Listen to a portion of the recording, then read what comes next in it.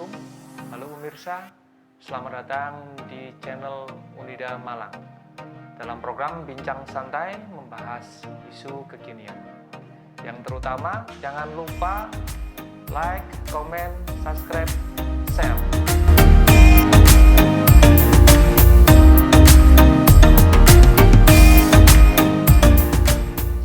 Kali ini kita akan membahas mengenai shadow dalam membentuk karakter kemandirian anak berkebutuhan khusus.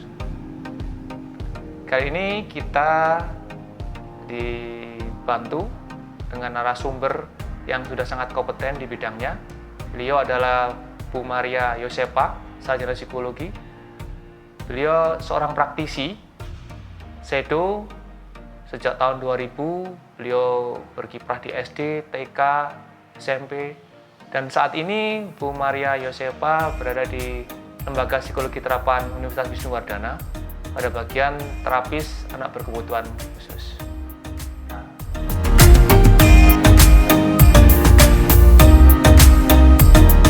Baik, mari kita sapa beliaunya. Selamat datang, Bu Maria Yosepa. Terima kasih Pak. Bisa saya panggil Bu Yosi ya? Iya, dipanggil Bu Okay. Yosi saja, biar lebih enak. Kali ini kita membahas mengenai itu tadi Bu ya, peran shadow ya, Iya, betul. dalam membentuk kemandirian anak berkebutuhan khusus. Iya. Oke. Jadi ada satu pertanyaan besar Ibu ya di kalangan masyarakat. Shadow itu apa gitu kan ya? Iya. Mungkin bisa dijelaskan oleh Bu Yos. Iya, terima kasih.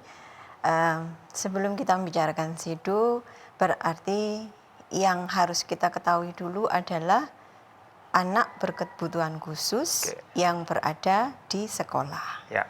Anak berkebutuhan khusus yang bisa diterima di sekolah reguler, dalam hal ini mereka masuk di kelas inklusi. Berarti mereka harus punya kemampuan untuk bisa menyesuaikan atau mengikuti mengikuti pembelajaran di sekolah reguler. Ya. Nah, pada saat mereka mengikuti pembelajaran di sekolah, mereka ini seringkali menghadapi gangguan atau hambatan, ya Pak. Hambatannya itu bermacam-macam. Nah, untuk bisa menghadapi hambatannya ketika mengikuti pembelajaran langsung dari guru kelasnya, atau guru mapel, atau guru inklusinya, atau GPK-nya, mereka membutuhkan shadow. Shadow adalah guru pendamping.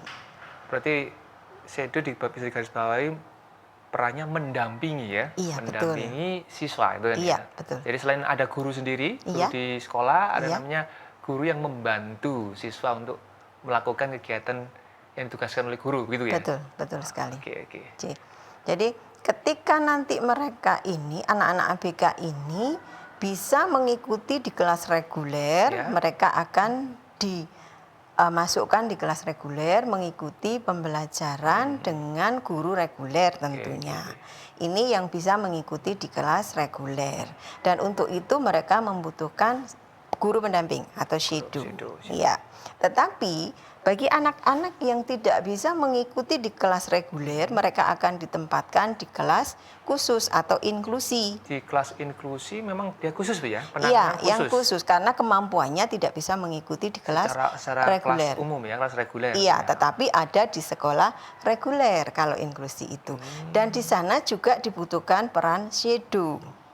Nah, selain di inklusi itu ada guru pembimbing khususnya, sendiri, ada juga shadow. Betul Bapak, seperti Berarti itu. penanganannya anak-anak inklusi itu, inklusi itu sekolahnya. Iya. Yang di dalam sekolah anak kebutuhan khusus. Iya. Ya, bersama dengan anak-anak yang reguler tadi. Jadi goalnya mereka bisa bersosialisasi mandiri bersama rekan-rekan reguler. Iya, dengan temannya, dengan gurunya, dengan siapapun yang ada di lingkungan sekolah itu. Di sana peran shadow masuk supaya mereka bisa mulai berinteraksi, mulai mau berinteraksi. Nah, jadi, itu dibutuhkan. Shadow termasuk circle ya, lingkaran dalam perkembangan anak berkebutuhan khusus Ibu ya. Iya, betul Bapak. Jadi misalkan guru mau mentransfer pengetahuan, tetapi siswanya ini dia paham, tetapi harus lewat shadow dulu untuk bisa menjelaskan, seperti itu Bu ya. Iya. Apakah shadow punya skill-skill tertentu Bu, untuk bisa mentransferkan apa yang dijelaskan ke anak berkebutuhan khusus tersebut? Iya, memang Shadow harus punya kemampuan khusus Ya. untuk bisa membantu anak berkebutuhan Ya. khusus ini memahami apa yang dijelaskan oleh gurunya oke. ketika di sekolah. Ya. Jadi memang butuh sekali kemampuan untuk bisa lebih menyampaikan kepada anak. Karena anak-anak yang memang belum bisa sama sekali untuk menerima langsung pembelajaran dari guru kelasnya atau guru yang lainnya dibantu oleh Shadow. Shadow inilah nantinya yang akan menjelaskan. Nah, bagaimana Shadow ini bekerja juga ada tata caranya, ada teknisnya. Oh, berarti ada pelatihan Shadow ya? Jadi ada kayak istilahnya pelatihan Shadow untuk menangani anak-anak berkebutuhan khusus seperti itu, Bu? Iya, Itu benar. berapa bulan, berapa tahunkah, atau memang berjalan dengan sesuai dengan ABK-nya atau anak Iya. berkebutuhan khususnya? Gimana? Sebenarnya begini Pak, memang dibutuhkan untuk pelatihan Shadow sehingga mereka punya kemampuan untuk bisa benar-benar memberikan pendampingan kepada si anak untuk ABK ini. Tetapi yang Bapak tanyakan tadi belum ada.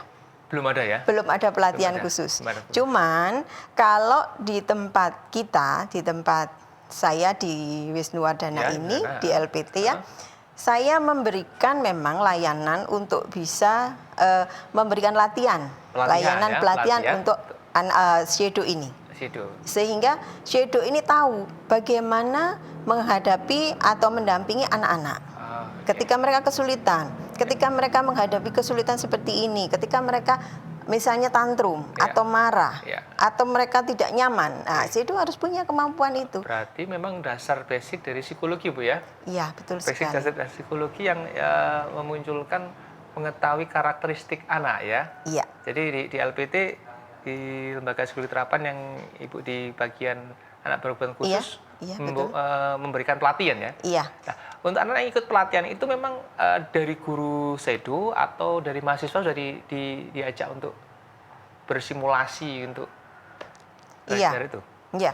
Kalau di Wisnuwardana memang kemarin kita buka kesempatan untuk pelatihan, tapi ada beberapa yang ingin ikut Bapak, cuman masih belum terrealisasi dengan maksimal, mungkin karena waktu juga, jadwalnya yang masih padat ya kalau untuk mahasiswa. Tapi kalau untuk yang di luar memang ada sebagian, cuman kadang-kadang yang mengikuti pelatihan ini tidak sabar. Tidak telaten. Nah, memang kan dibutuhkan kesabaran dan ketelatenan. Bagaimana nanti ketika mereka ini menghadapi anak-anak, Bu ini tantrum gitu ya. Tantrum saya harus bagaimana gitu. Nah ini saya tidak sanggup sudah. Nah akhirnya di pelatihan kita sudah berikan harus begini. Itu terlalu sulit. Iya betul. Dan ketika butuh skill khusus ya, khusus untuk menangani anak tantrum seperti itu. Belum lagi biasanya karakteristiknya anak ABK itu sudah beda dengan yang lain. Itu kalau tidak ada kedekatan benar-benar Shadow dengan anak-anak ABK itu, anak ABK udah ngerti sendiri itu ya. Itu mungkin kesabaran situ Bu ya. Iya. Jadi di pelatihan itu dimunculkan seperti itu juga, trik-trik juga seperti itu. Kita berikan trik-triknya bagaimana ketika menghadapi anak dengan kesulitan, misalnya dia tantrum, misalnya dia tidak bisa menghadapi pembelajaran yang seperti ini, misalnya menulis atau membaca, atau mereka mogok ya ketika diberi tugas seperti ini.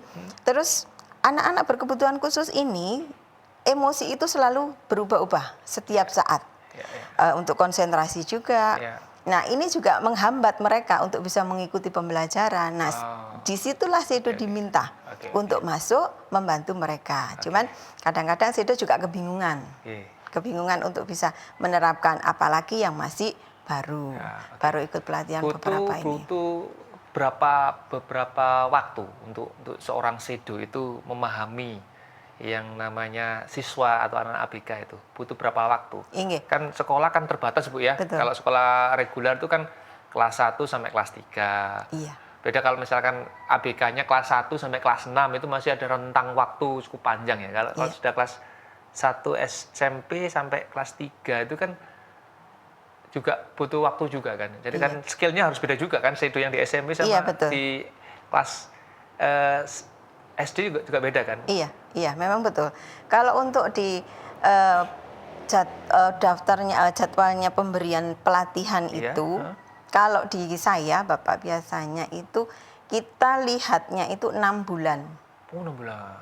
6 bulan, Bapak. Karena tapi sebelum 6 bulan ketika para sedo ini sudah mampu, biasanya memang kita berikan tempat di mana mendampingi begitu kan, semacam uji coba. Oh, Ya, on-job semacam- training gitu ya, on-job Iya, training, melihat diawasi dulu, Iya. diawasi dulu gimana kinerjanya Iya, ya, betul.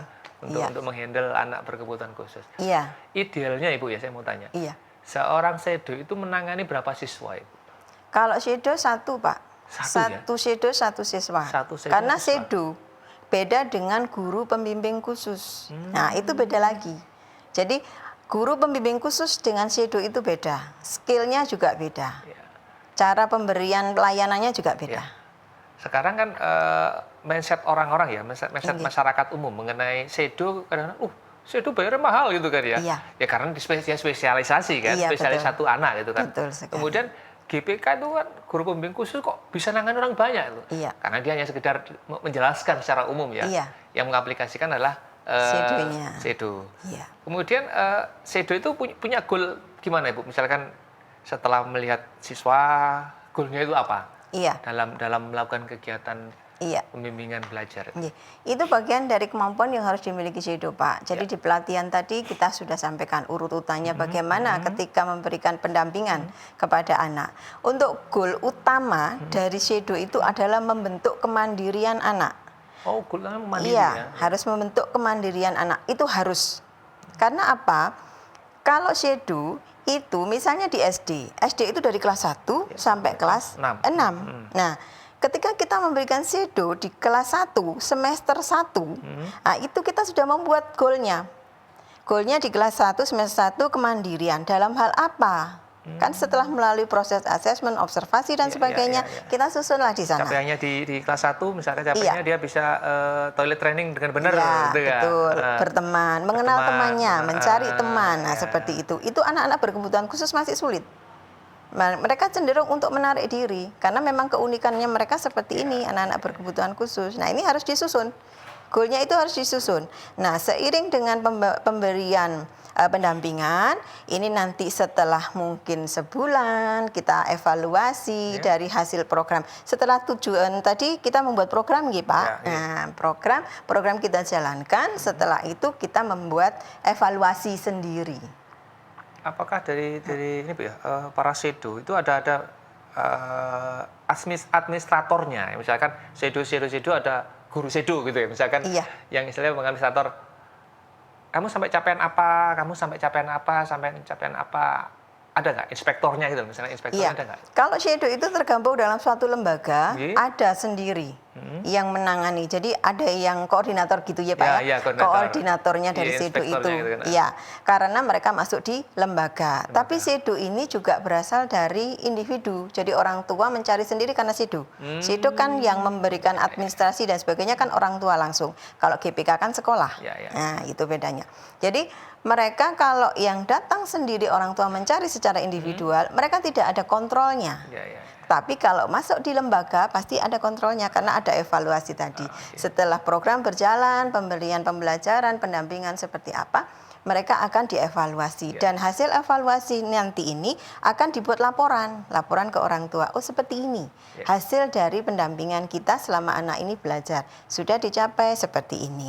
Nah, setelah itu kalau kita ada di lembaga, mereka tergabung di lembaga, kita akan evaluasi lagi di sana. Ada hasil seperti ini. Bagaimana ini? Nantinya harus bagaimana? Membuat tujuan program lagi. Dikembangkan lagi programnya. Seperti itu terus sampai terbentuk kemandirian.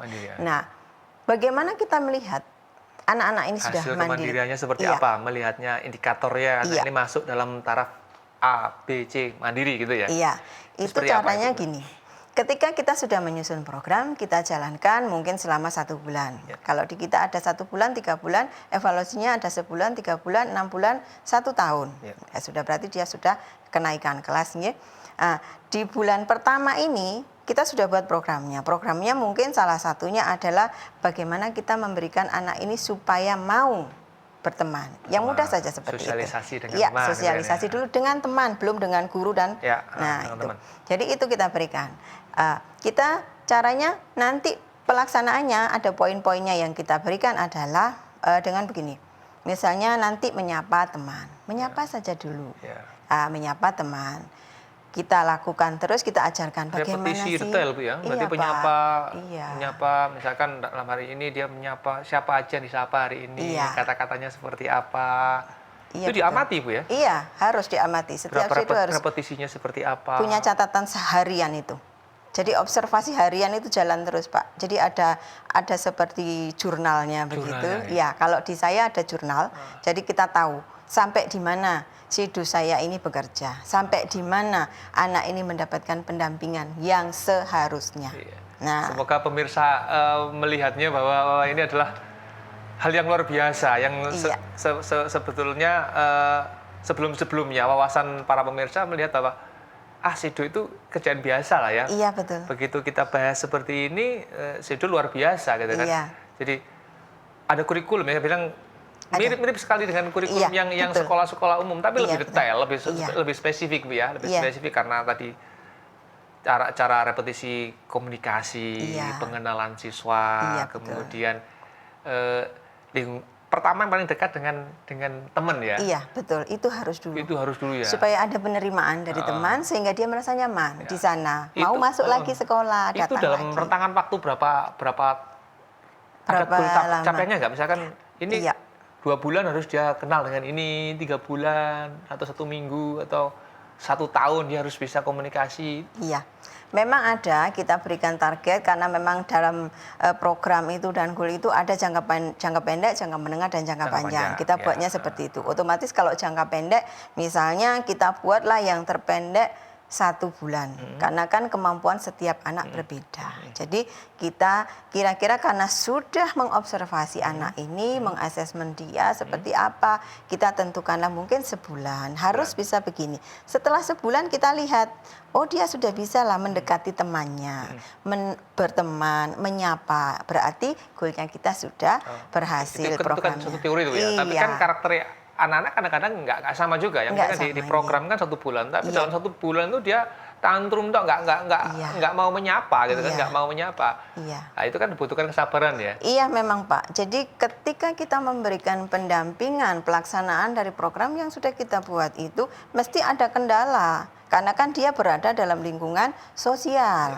Entah itu dari rumah dia. Ketika berangkat mereka sudah merasa nggak nyaman Nggak karena Dari moodnya rumah nggak nggak. bagus. Karena ada sesuatu yang dirasa misalnya makanan nggak cocok.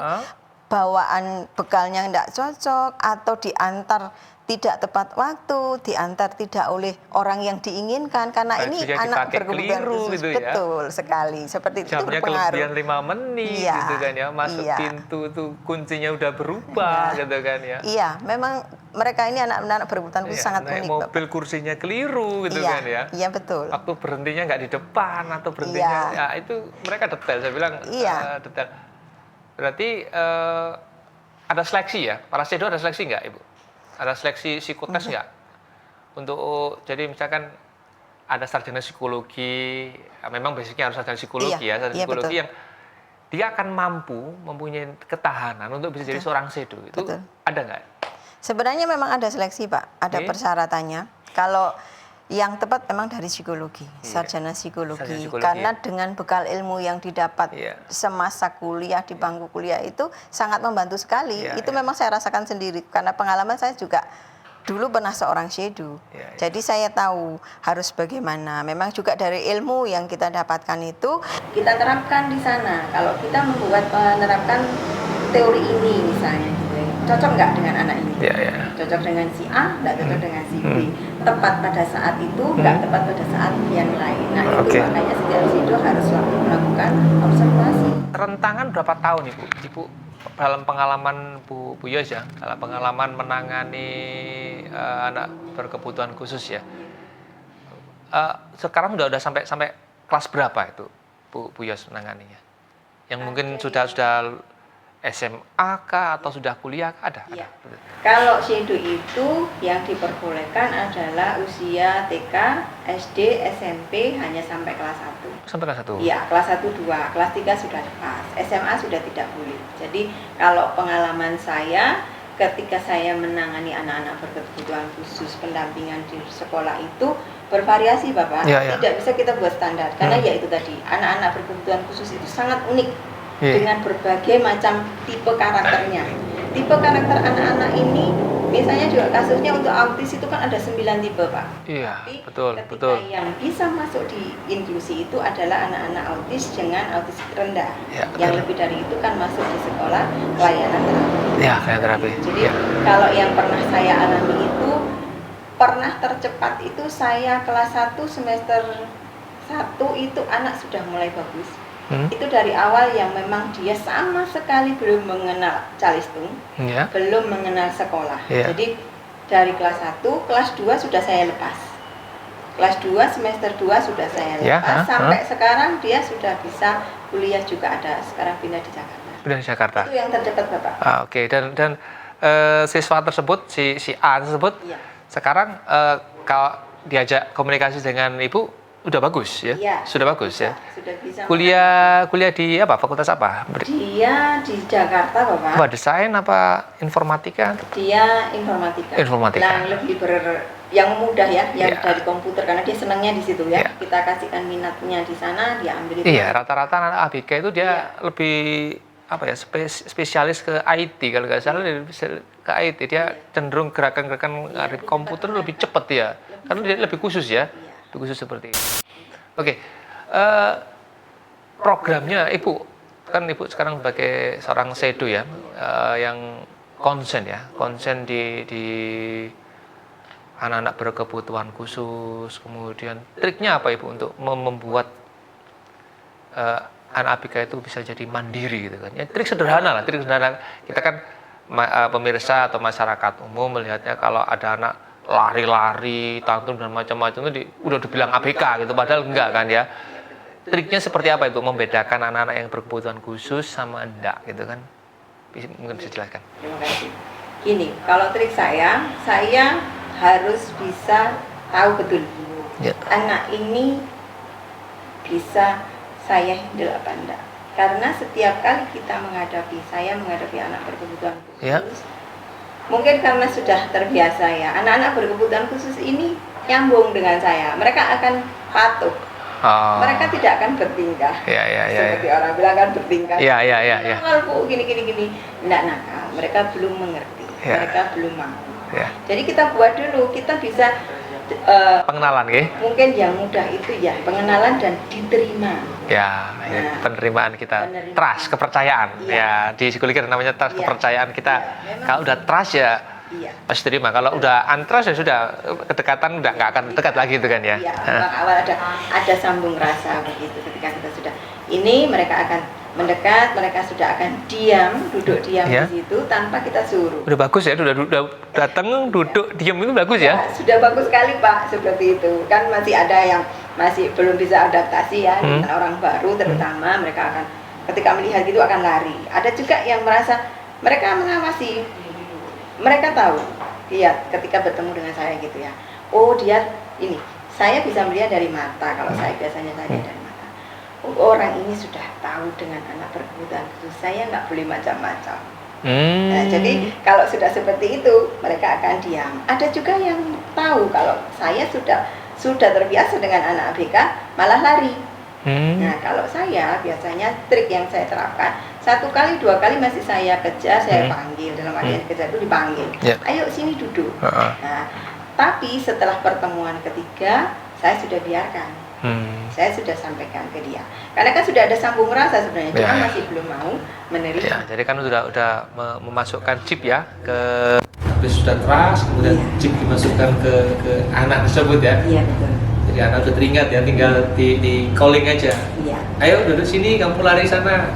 Kamu udah kenal dengan saya gitu ya, kenal dengan saya. Ayo duduk, gitu kan. Iya. Tapi ya tadi triknya sebagai orang shadow bisa memunculkan kepercayaan kepada kepada siswa dan ABK itu luar biasa loh itu Ibu. Iya. Itu kalau nggak benar-benar dari hati dan punya seni, saya bilang itu seni ya. Seorang sedo itu seni. Betul, Pak. Bukan tidak bisa kita belajar, nggak bisa. Iya. Karena memang benar-benar seni gitu kan. Karena kalau saya melihat dari Bu Yos tadi sudah menjadi hati gitu kan. Iya. Jadi hati. Kenapa jadi hati? Bu Yos ngomong, kalau udah saya lihat dia jadi duduk diam, jenengan bisa mengidentifikasi anak ini dari matanya, cara duduknya, dia jenengan udah bisa mengidentifikasi. Si anak ngerti juga gitu kan. Dan itu kan seni, tidak semua sedo mampu seperti itu. Dan itu nggak setahun 2 tahun tuh ya. Iya. Memang butuh waktu Pak seperti itu. Jadi kita memang harus sabar, kita harus lakukan. Makanya saya beritahukan tadi bahwa seorang sedo kalau berasal dari lulusan psikologi itu lebih mendukung dan lebih mempermudah. Dan juga pengalaman juga ada yang dari lulusan dari bukan mengejutkan bukan fakultas yang lain, bukan fakultas psikologi ya. Tidak, cuman lebih memudahkan bagi sedo ini untuk memberikan pendampingan kepada anak ketika beliaunya ini lulusan dari fakultas psikologi. Nah, itu lebih memudahkan. Saya alami sendiri seperti itu. Memang mudah sekali karena kita tahu kan seperti apa kita dulu. Saya dulu itu dari tahun 2000. Ketika saya kuliah, tidak ada pembelajaran seperti sekarang, seperti remaja bermasalah atau berkebutuhan dan sebagainya itu ada. Kalau di kita dulu tidak ada. Jadi memang ketika tahun 2000 itu kita memang benar-benar, saya harus benar-benar observasi sendiri. Saya harus kembangkan sendiri sampai pada akhirnya saya bisa buat, menurut saya kesimpulan ya bahwa memang buat psikodinamika itu kan, psikodinamika sederhana ya, psikodinamika sederhana mengenai di cropping anak itu kan ya. Ini masuk perkembangan anak kah atau masih belum anak-anak gitu kan ya. Ini karakternya udah anak-anak, tapi kalau dikasih pembelajaran anak kok nggak bisa gitu kan. Ini di downgrade lagi gitu ya. Dianalisis buat psikodinamika sederhana gitu ya. Iya Pak, betul seperti itu. Makanya kan dari basic kita yang sudah kita peroleh yang ada pada diri kita itu kan sangat mendukung sekali. Kita tinggal mengembangkan gitu aja. Akhirnya kita tahu, oh kalau begini, kalau harus begini. Nah itu sudah kita tahu, kita paham, kita pelajari sendiri, kita cari solusinya ketika anak ini tantrum karena ini. Tantrum karena tidak mau masuk, tantrum karena nggak mau nulis, tantrum karena tidak mau sama gurunya. Nah itu kita sudah punya trik-trik tersendiri. Ini tadi yang kita bahas mengenai itu ya, mengenai anaknya Bu ya. Apakah orang tua juga harus disedo juga Bu? Kalau kita sebagai praktisi ya, jadi seorang praktisi, jadi psikolog gitu kan, praktisi. Apakah kan kita lihat awalnya gitu kan ya, kenapa anak itu jadi kayak ABK gitu kan, apakah tidak disedo juga gitu? Iya, sebenarnya maksudnya sedo bukan dalam artian yang kasar bahwa dibimbing enggak, tapi diajak konsul gitu kan oleh guru sedo. Iya Bapak, sebenarnya untuk awal orang tua supaya lebih bisa mendampingi putra putrinya ketika di rumah kalau dengan orang tua itu kita harus memberikan pemahaman dulu bahwa putra putrinya ini mengalami hambatannya seperti ini dan orang tua mau menerima, memahami kondisinya si anak. Sehingga setelah seperti itu baru kita bisa memberikan bantuan informasi berupa seperti tadi kita memberikan pendampingan untuk putra putrinya ketika di sekolah. Karena apa? Sedo itu juga nggak melulu harus dari orang di luar rumah. Sedo itu bisa berasal dari orang tua sendiri. Cuman orang tua memang belum punya pemahaman dan kemampuan untuk bisa mendampingi putra putrinya secara benar. Nah, itu memang dibutuhkan. Nah, di sana boleh kalau orang tua mau ikut pelatihan sedo itu lebih bagus. Nah, sehingga kan ketika nanti orang tua misalnya seperti tadi penjaringan aturkan tadi bahwa sedo itu mahal. Kenapa? Frame di masyarakat umum itu mahal gitu kan. Kalau saya bilang kita dari psikolog, jelas mahal karena perlakuannya spesialis itu kan ya. Dengan kalau lihat psikodinamika kayak gitu itu spesialis itu kan personal, nggak bisa secara umum gitu ya. Betul. Makanya ketika orang tua mohon maaf tidak bermaksud apa-apa, belum mempunyai kemampuan untuk membayar sedo, nah, orang tua bisa mendampingi sendiri. Ikut pelatihan sedo itu ya. Itu solusinya. Jadi anak tetap bisa mendapatkan pendampingan tanpa orang tua itu karena masih belum mampu harus mengeluarkan biaya yang besar. Oke. Dan juga menjadi catatannya Ya. Bapak ya, kenapa sih shadow itu bayarnya mahal? Ya. Karena shadow itu yang benar-benar shadow, mereka punya kemampuan khusus. Betul. Mereka punya teknik tersendiri Ya. untuk bisa membuat anak-anak ini mencapai kemandirian. Betul. Jadi kalau ketika anak SD di shadow dari kelas 1 tidak harus sampai kelas 6 Bapak. Nah, berarti di sini kerja shadow sangat penting dan dibutuhkan. Jadi nggak usah sampai kelas 6, kelas 4 itu udah selesai. Dia udah bisa sosialisasi, kelas 6 dia bisa ikut sekolah reguler gitu ya. Seperti itu. Dan juga kalau anak-anak yang masuk di sekolah inklusi itu bisa juga nanti ketika dalam perkembangannya mereka bisa mengikuti pembelajaran, punya kemampuannya bisa berkembang karena dibantu shadow tadi dimasukkan di sekolah reguler. Jadi tidak mengikuti di sekolah inklusi lagi begitu. Cukup menarik Bu ya. Ya, Jadi ini merupakan wawasan yang cukup menarik bagi para pemirsa sekalian yang sebelumnya menganggap bahwa shadow itu mahal. Itu bukan mahal, karena kita lihat itu seperti dijelaskan Bu Yos tadi, buat psikodinamika itu kan. Iya, Habis psikodinamika, observasi, kemudian buat kurikulum, ada goal capaiannya. Iya, Misalkan anak kelas 1 sampai kelas 6, nggak sampai kelas 6, kelas 3 aja udah selesai, dia bisa visualisasi. Ya udah luar biasa kan, seperti itu ya. Jadi bisa disimpulkan bahwa shadow memang mempunyai peran penting ya. Kemudian shadow harus punya skill, kemudian shadow harus punya seni gitu kan. Kemudian shadow memang harus hati-hati. Kemudian yang paling utama lagi bahwa shadow itu tidak melulu dari orang di luar lingkungan anak tersebut, tapi dari orang tua gitu kan. Jadi bisa menepis kemahalan namanya shadow. Jadi nanti bisa sharing dengan para shadow yang sudah beraplikasi seperti itu. Oke.